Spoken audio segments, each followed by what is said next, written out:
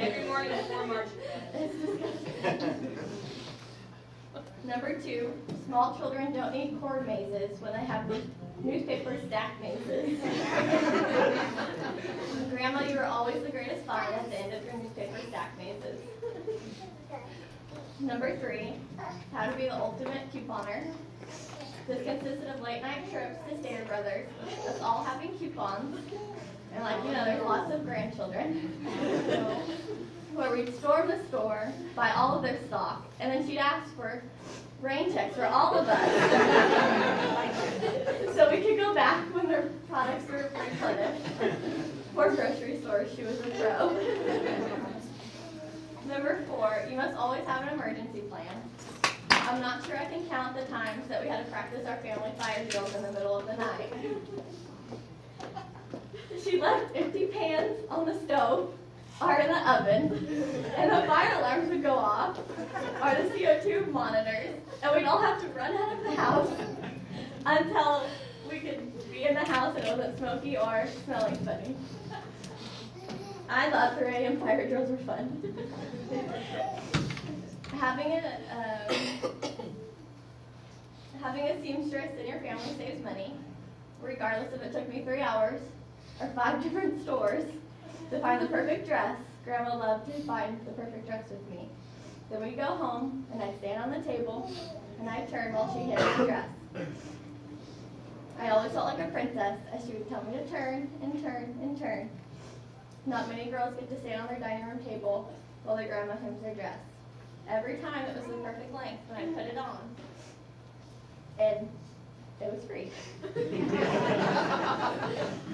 Number 6, clumsiness really does wear off. I realized that I've become a lot less clumsy since I moved away. When I lived at home, I'm not sure who fell more, me or her. Mom, do you know? Got you beat because the rock down. We always joked that we played with Mr. Giggles. Whether it was just me falling down on the soccer field all by myself with no one around me, or her tripping over a big tree in the middle of the redwoods. Somehow her and I were constantly on the ground. My poor mom, she had to deal with both of us. But I learned from her that you just laugh when you get up. You must be spontaneous, number 7. When you're walking around downtown Washington, D.C., and she said, so when are we going to New York City? And I said, Grandma, that's over 4 hours away. Next thing you know, we're in the car, and we're driving to New York City. We look up, and we're in Times Square, or on a carriage through Central Park. Yet, I still think her favorite part was the subways. the nasty subways with rats at the bottom of New York. It shows you that it doesn't matter if you're 18 or 82 at that point, you have to get up and go. Number 8 was compassion. I learned the true meaning of compassion from her, and she is the reason I have become a nurse. From her stories from her hospital days to seeing her with the children she took care of in the last part of her career, most people couldn't care or want to care for children with such disabilities. She loved them like they were her own. And it was every time I go with her and see her take care of those kids, it was true, genuine compassion. And I try to practice that every time I'm at work. Number 9, what a mother's love is, or in my case, a grandmother's love. Regardless if we fought with her, married the wrong person, smoked too much, or maybe even broke her heart, she let go of grudges, she found forgiveness, and she really had unconditional love for us all.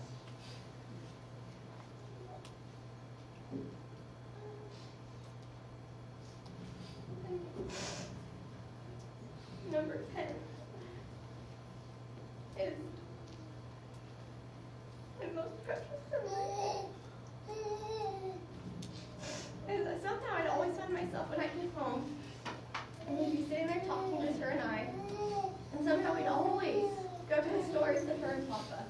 I never met him, and so she would tell me about him, and somehow it would always lead to her crying.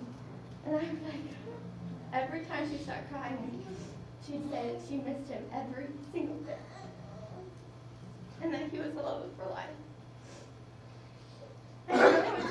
and said, does she do this when this happened? And my mom started crying and said never. So I felt that those were my special moments with her, and that she wanted me to know what true love was. Even after being apart for 30 years, he still had her heart. I can only wish that we can all be that lucky to love someone that much. I felt that Grandma was always my biggest ally. She was my Great Britain. She was like the coach in the corner of a boxing ring telling me to keep going when I was down. She was like a fan at a concert holding the biggest sign. Always my biggest supporter. Eulogies aren't written for superheroes because superheroes never die. Grandma, you are our superhero. You will never be dead because you will be in our thoughts often and our hearts forever. When I tuck my son in bed, I'll save the best superhero for last and tell him stories of you. I love you and I will be seeing you. Sorry, it was long. That was good.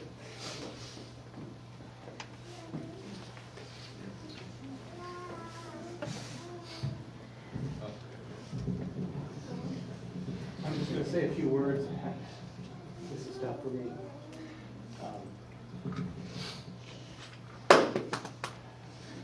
As Marcy alluded to, Mom's still not done. She's not done. She wanted her body to go off to medical science. Wanted everybody to carve it up, cut it up, study it, whatever they had to do. She told myself and she told Cynthia, let them know. Slice my brain, whatever they can do, figure out why. I never had a headache in 90 years. She said, if you can find a way to duplicate that, can you imagine the people that have headaches, how wonderful it might be for them? I know that's a long, far-fetched dream, but that was one of hers. And we don't know yet today. Maybe that'll still come to be. A lot of times, people have been asking me here recently, how old was your mom? She's 90 years old. Well, you had a good long life with her. I said, yeah, you're right. I was very blessed. We were all blessed to have her for 90 years. And a couple people have asked me, what do you suppose is the reason she lived so long? And I know, as well as I'm standing here, if you were to ask her, her answer would be, it's because of all the lean, fresh, raw beef that I ate in my entire life.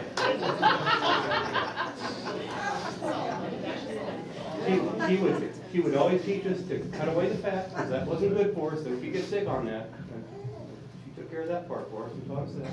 But the extra lean ground beef, or take some top sirloin and slice it nice lean, sprinkle some salt on it, and smile as it goes down and ask for some more. That's kind of the way it was. The majority of us probably still like it. There's a few of us that kill it dead, and that's okay. That's okay. But Mom, she told me the story back when she was a little girl.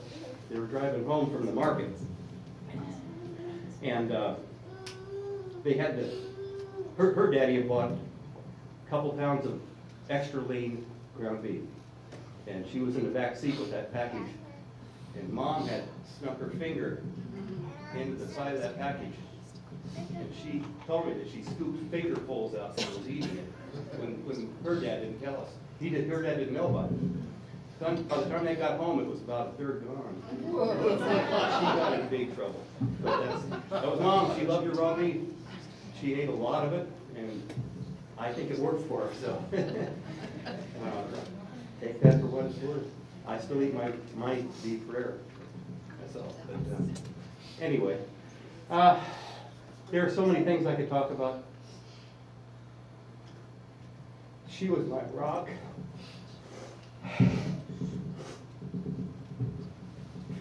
I don't know how to put it other than that. She was my rock. And I don't know, it's going to be hard not having someone to turn to other than my family.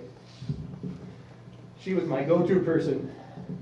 Mom, what do I do for this? Mom, what do I do for that? Even in my 60s. How do you fix this? How do you fix that? And she always had the answer. It's gonna be tough. I'm gonna miss her dearly. Thank you so much for coming, everybody, and celebrating life with our mother.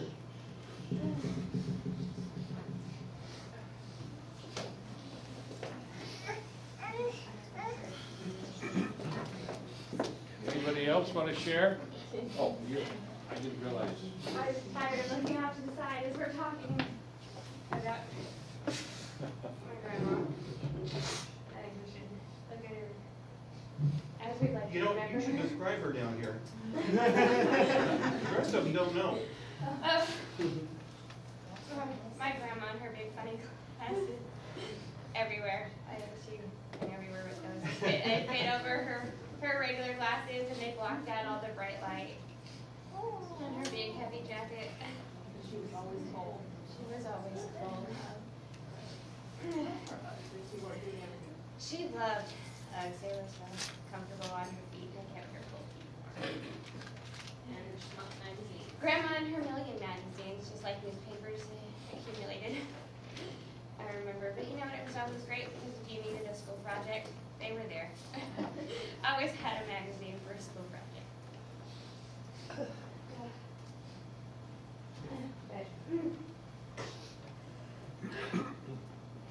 Typing on my phone today. I've been at a loss for words because, you know, like many of you, my grandma always said she was going to live forever, and my daughter Jillian, when she found out she was sick, she was upset because she said Grandma said she was going to live for 150 years. She can't die. And so, but I'm very, very honored that she was my grandma. I always thought I was lucky to have such a beautiful and smart grandma. It took me until I was grown to understand, even in her stubborn ways, that all her actions were out of pure love. And I'm so grateful to have so many memories of her growing up. My favorite memory is the time that I ran away from home. I ran away to my grandma's house. We hung out and spent many hours together, and we ran around town and we ran some errands, and my mom was so mad because she was so worried because we didn't bother to call her. We just hung out. And she was my protector that day, and I love her so much for that. I also remember Grandma being very strong and very strong-willed and stubborn, and knowing where I get it from makes me really proud to possess those same traits.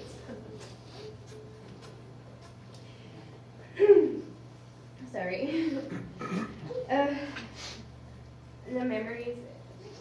The memory that woman had was amazing. She just, I guess, as Trish says, it's like the brain of an elephant. I remember when I was a kid, I was at her house, and I cut my finger, and I said, Grandma, I need a Band-Aid. And she said, go into the bathroom, because you remember how tidy her house was, right? She said, go in the bathroom. It wasn't just in the medicine cabinet. It was behind this, next to this, above that, on this. And it was exactly where she said it was. She may have had a chaos in her house, but I realized at that moment it was her version of organization. She knew exactly where she had everything, and that was amazing regardless of how chaotic it seemed. She may have done a lot of things that some of us never understood. Why she saved that paper, why her pockets were full of rocks or pine cones, why she was on the side of the road. And I don't know how many times I caught her while I was around town doing errands, taking pictures on the side of the road. I'd stop because I thought something was wrong. No, I'm just taking pictures. But I figured it out. She kept the papers so we can look back today and cherish the notes that she took or the articles she kept. or that the rocks and the pine cones and all the pictures that she took were because she saw the beauty in everything. She saw the beauty in life and wanted to absorb as much of it as she could. She saw the things that most of us take for granted. So remember, stop sometimes, look at the clouds, revel in the beauty that is life, and think of her. This has been hard. It's been surreal, and as the sun set on Friday, the sun set on her heart. I never thought she would go. Sometimes feel fearless because she led us to believe that she would live forever. But I could never ever stay free. Not even now, because she's alive forever in our hearts, and then forever in our words. And she may not physically be here, but she will always be here. Every time I pass one of her shows on TV, or every time I feel the need to keep something I really don't need, or when one of my kids decide they want to dig something out of the trash to keep, I will think of her and smile. In the end, nothing matters more than knowing she loved us with everything she had. And she left knowing that we loved her with everything that we had. I know I did, and I loved everything about her because real love is unconditional, and I loved her unconditional, the same way she loved all of us.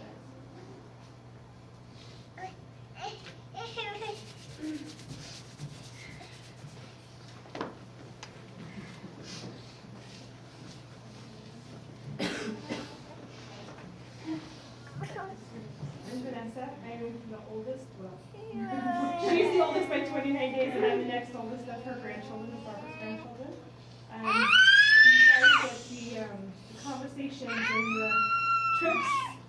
I get the thrifty side of grandma's. Let's go to Cedar Brothers at 7 a.m. We're going to hit down the markdown racks. Or midnight, because they're clearing out everything. 10 cents for a can of soda. Exactly, and for a bottle of water. I've had the pleasure of giving my grandmother 4 beautiful great-grandchildren, starting with my son Matthew, who was 17, going to be 18. I remember she made his christening gown. He got to be christened at her church. My daughter Zoe got to be christened at her church. She made her christening gown. I was pregnant with Matthew, and we went to a thrift store. Love my grandma in thrift stores. We found this beautiful cream lacy dress, and she, like Trisha, stood me up on a chair, and I'm this big with Matt, and she goes, "Turn around, we gotta tuck this up around your tummy so it fits you." Garage sales on Saturday. She was an amazing, amazing woman. She loved us all very much. She loved her great-grandchildren. I was one of the lucky one of the girls to get her to come to my house to watch my kids, to take them to school, to sit with them when they were sick. And she nursed them and she loved them just as much as she loved all of her grandchildren and her children. I missed her already. I was in the grocery store and I heard her in the back of my mind as I'm picking out asparagus. Don't pick anything bigger than your thumb or your pinky or whatever. And I was like, really, Grandma?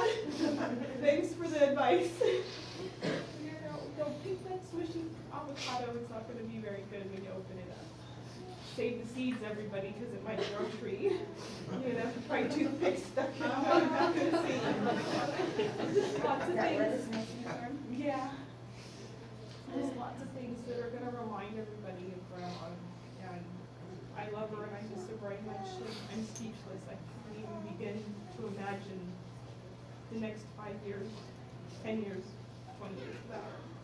She's not going to get to see Charlie turn 1. And I wish she'd been around for that. At least she got to meet him. who she got to be with all of her kids and her family at the very end. And we love her. And Lincoln to be very blessed to have a very special guardian angel.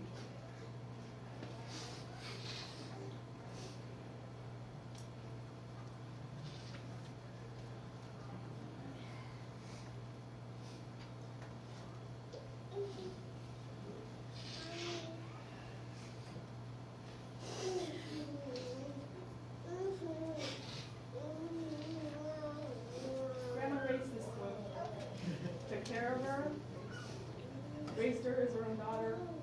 She's my sister. She's not my cousin, this is my sister.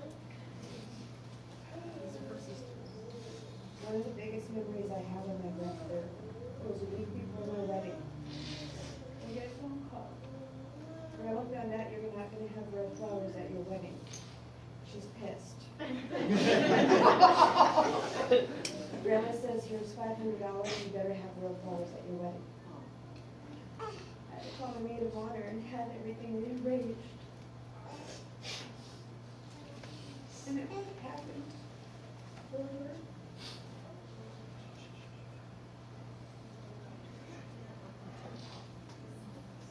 I'm very provoked that we won't have a beautiful woman with us anymore.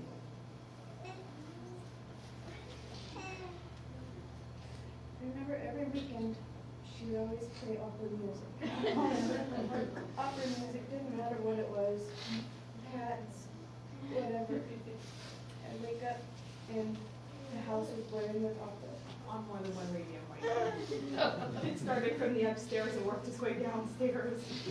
Every radio she'd get her hands on. There was the same opera on, and it didn't matter. It didn't matter. And yes, I had to go through the maze of stacks of magazines and newspapers.